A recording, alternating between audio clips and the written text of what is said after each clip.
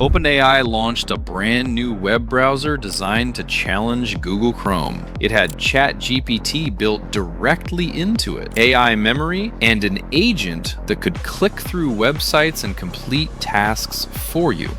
Now, less than 10 months later, OpenAI is killing it. ChatGPT Atlas will officially stop working on August 9th, 2026.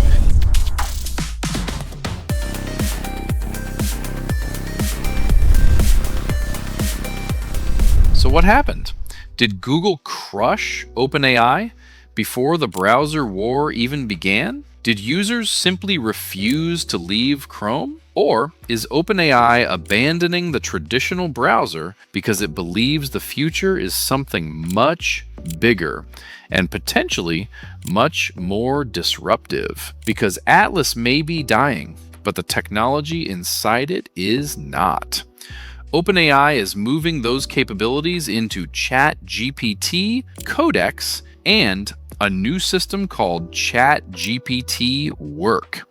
And this could reveal what OpenAI is actually trying to build. OpenAI launched ChatGPT Atlas on October 21st, 2025. It was not just Chrome with a chatbot added to the side. OpenAI described it as a browser built with ChatGPT at its core. The idea was that ChatGPT would follow you around the web, understand the page you were viewing, remember useful context, answer questions without forcing you to copy and paste, and even perform actions on websites. You could ask it to summarize a page, compare products, research information, plan an event, or complete parts of a task using agent mode. Atlas also included optional browser memories. In theory, ChatGPT could remember websites you had visited and later help you find information from them. This was a major strategic move. The browser is where most people search, shop, work, communicate, watch videos, access cloud applications, and sign in to almost everything. If OpenAI controlled the browser, ChatGPT would not have to wait for you to explain what you were doing. It could already see the context surrounding your work.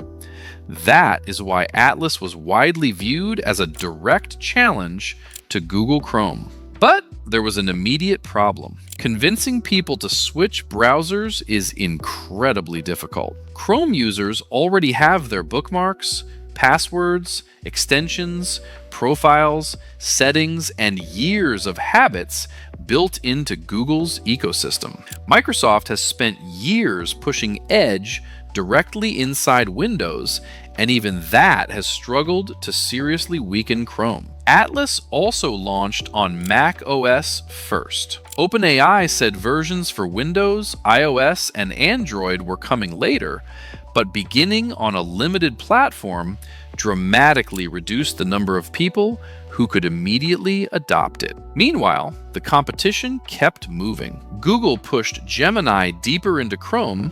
Microsoft continued integrating Copilot into Edge and Windows. Perplexity had its Comet browser, and the browser company had Dia. Suddenly, almost every major AI company wanted to reinvent browsing.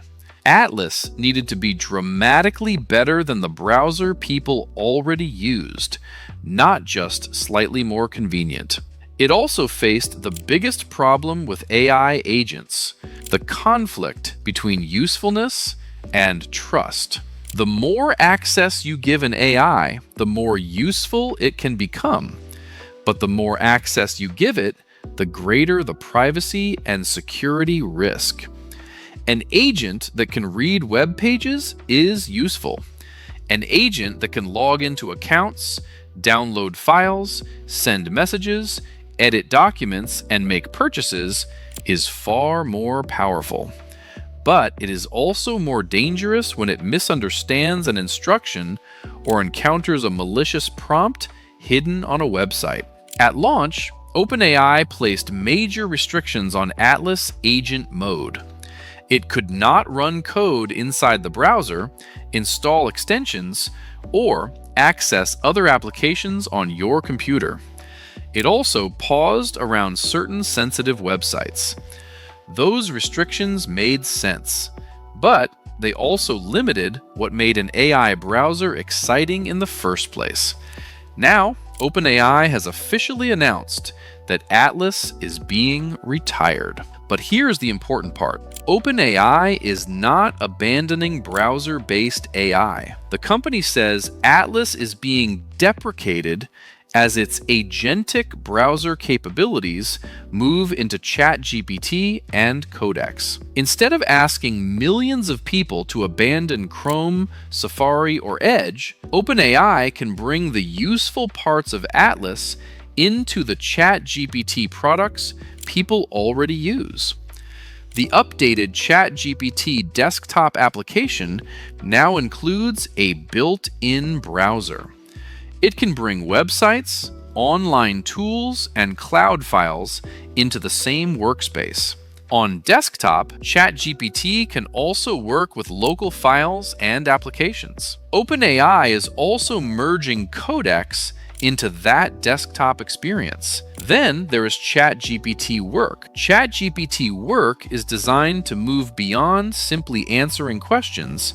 It can connect to tools such as email, calendars, Slack, Microsoft Teams, Google Drive, SharePoint, customer management systems, and other workplace platforms. The goal is for ChatGPT to gather information from those systems, complete multi-step work, and create finished outputs such as documents, presentations, spreadsheets, analyses, and websites.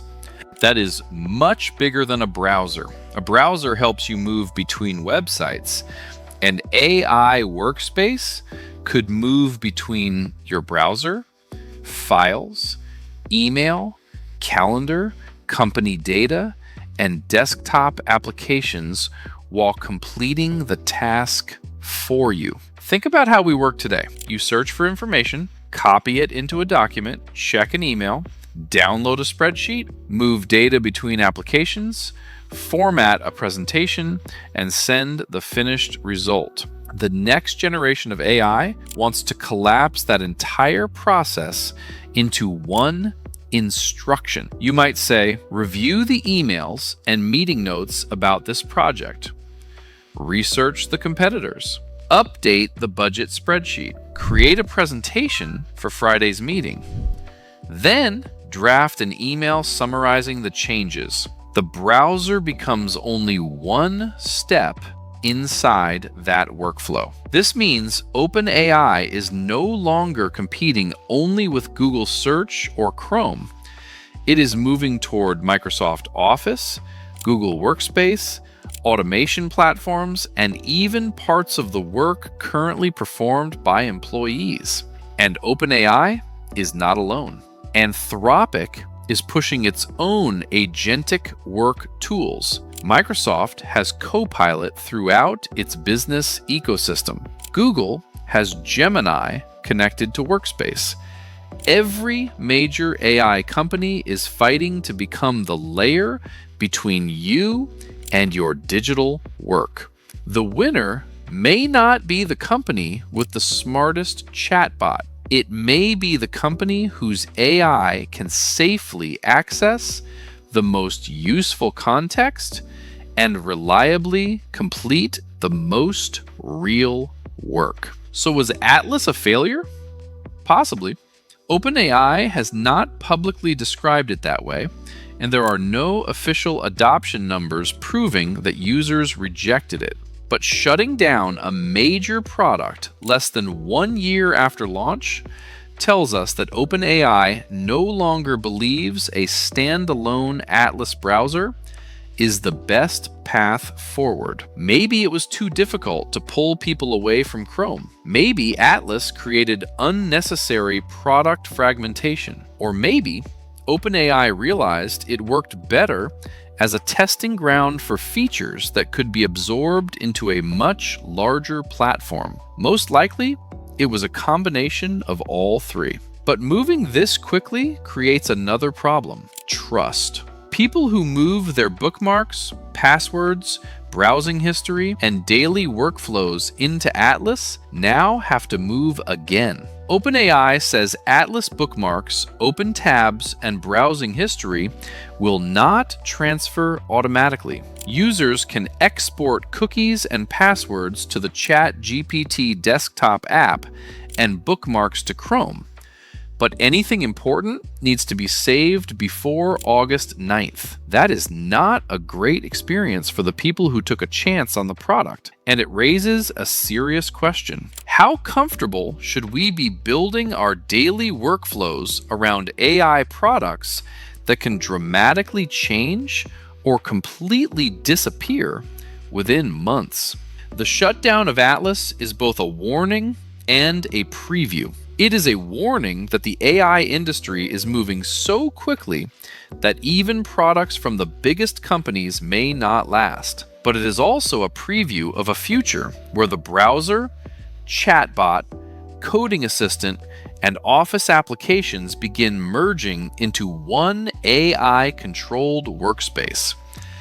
Atlas tried to put ChatGPT inside your browser. ChatGPT Work is trying to put your browser and potentially your entire computer inside ChatGPT. And that is a much bigger idea. So what do you think? Did OpenAI lose its battle with Google Chrome? Or was Atlas always an experiment designed to build the next generation of ChatGPT? And would you trust an AI agent with access to your browser, local files, email, calendar, and workplace applications? Let me know in the comments and subscribe for more videos covering the biggest developments in artificial intelligence, cybersecurity, operating systems, and emerging technology. Because Atlas may be dead, but the AI browser war is only getting started.